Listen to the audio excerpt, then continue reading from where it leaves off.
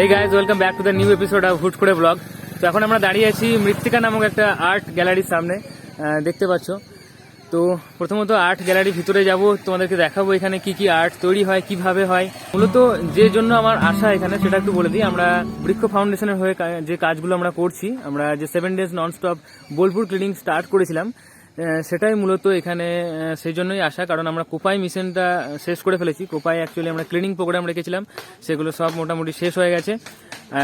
আর ওখানে আমরা কিছু ডাস্টবিন বসানোর জন্য অনেকজনকে মানুষকে বলেছিলাম। তো এখানকার এই আর্ট গ্যালারির যে দাদা আছেন, উনি আমাদেরকে দুটো ডাস্টবিন দিচ্ছেন। আমরা সেই ডাস্টবিনগুলো দাদার সাথে কথা বলতেছিলাম ডাস্টবিনগুলো বসানো নিয়ে। তো সেই জন্য এখানে মূলত আসা। তো তোমাদেরকে এখানে কিছু আর্ট যেগুলো আছে সেগুলো দেখাবো, তার সাথে অবশ্যই দাদার একটা ছোট্ট ইন্টারভিউ নেব। এখানে কি কি আর্ট তৈরি হয়, কিভাবে হয়, সেগুলো সবই তোমাদেরকে জানাবো। চলো ভিডিওটার সাথে থাকো।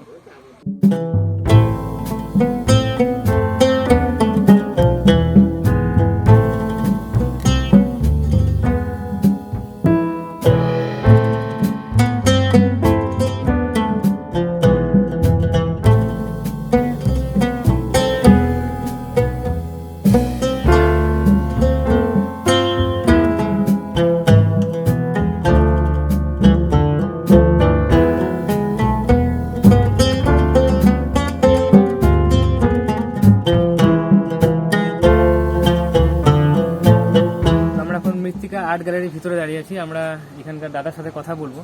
তো দাদা, প্রথমে বলবো যে এই আর্ট গ্যালারি কতদিনের পুরনো? এটা আমরা 2005-এ শুরু করেছিলাম। এর অরিজিনাল ওনার হচ্ছে আমার মা, আগে আমার বোন ছিল।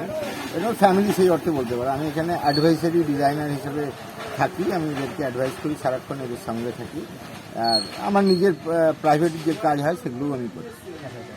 আর এই আর্ট গ্যালারির মধ্যে কি কি ধরনের জিনিস তৈরি হয়? আমরা এখন মূলত স্কাল্পচার, মুরাল, রিলিফ, পেন্টিং, বিভিন্ন রকমের যে ডেকোরেশনের যে কাজ এবং ইউটিলিটির যে কাজ, সেই ধরনের কাজ করি। আমি কেরিয়ার শুরু করেছিলাম স্কাল্পচার হিসেবে। এখানে যে কাজ হয় সবটাই কোনো না কোনো ক্রাফট রিলেটেড, মানে একটা ক্রাফটকে আরেকবার ইউজ করছি। যেমন জাঁতা দেখছো, তো আমরা এখানে সেই চেষ্টাটা বারবার করি যে মডার্ন ডিজাইনের মানুষকে টেস্ট দেবো, কিন্তু সেটা ট্রেডিশনাল ক্রাফটকে ব্যবহার করে। আর এখানে যে জিনিসগুলো তৈরি হচ্ছে এইগুলোর মধ্যে কি কি ইউজ করা হয়? মোটামুটি কাঠ, লোহা, পাথর, সেরামিক্স, অ্যালুমিনিয়াম, ব্রোঞ্জ, পেট্রোল সবই আছে, সব রকম। আর এই যে জিনিসগুলো তৈরি হচ্ছে এগুলো অ্যাকচুয়ালি মানে মূলত এখানে এক্সপোর্ট আমরা করি না, মূলত দেশের বাজারেই বিক্রি হয়। ওয়েস্ট বেঙ্গলে, ভারতবর্ষের মধ্যেই বিক্রি হয় এবং লোকাল ট্যুরিস্ট আছে তারাও কেনে।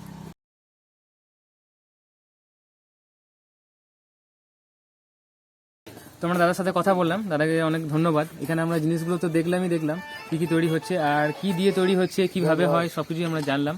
যদি ভিডিওটা ভালো লাগে তাহলে অবশ্যই ভিডিওটা লাইক করো, শেয়ার করো। টাটা, থ্যাংক ইউ।